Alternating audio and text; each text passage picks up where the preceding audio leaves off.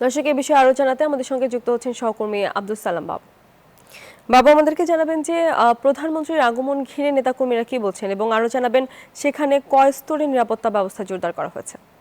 নেতাকর্মীরা ব্যাপক উচ্ছ্বসিত এবং অপেক্ষায় রয়েছেন প্রিয় নেতাকে এক নজর দেখার জন্য।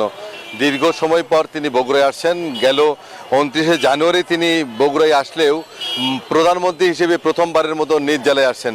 এর পাশাপাশি তিনি দীর্ঘ 19 বছরের বেশি সময় পর যাবেন হচ্ছে বগুড়ার গাবতলী বাগবাড়িতে, যেখানে শহীদ রাষ্ট্রপতি জিয়াউর রহমানের জন্মস্থান এবং জিয়াউর রহমানের পৈতৃক বাড়ি। তো বাপদাদার ভিটের বাড়িতে তিনি যাচ্ছেন।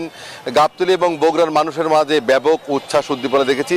আইনশৃঙ্খলা বাহিনীর সদস্যরা ব্যাপক তৎপর প্রধানমন্ত্রীর সফরকে সফল করার জন্য। এবং আমরা সকালবেলা দেখেছি শহরের আলতাপনাতে খেলার মাঠে আইনশৃঙ্খলা বাহিনীর সদস্যরা তারা জনসভা স্থল এবং মঞ্চ তারা পর্যবেক্ষণ করছেন। মেটাল ডিটেক্টর এবং ডগ স্কোয়াড ছিল র্যাবের। আইনশৃঙ্খলা বাহিনীর সদস্যরা তারা জানিয়েছেন যে তারা তৎপর রয়েছেন এবং নিরাপত্তা ব্যবস্থা জোরদার করেছেন। জেলা প্রশাসন, পুলিশ প্রশাসন সহ জেলা বিএনপি সহ সর্বস্তরের নেতাকর্মী এবং বগুড়াবাসী প্রস্তুত আগামীকাল তাদের প্রিয় সন্তান দেশের প্রধানমন্ত্রী তারেক রহমানকে স্বাগত জানাতে, তারেক রহমানকে বরণ করে নিতে। এই ছিল বগুড়াতে সর্বশেষ। ফিরবো স্টুডিওতে।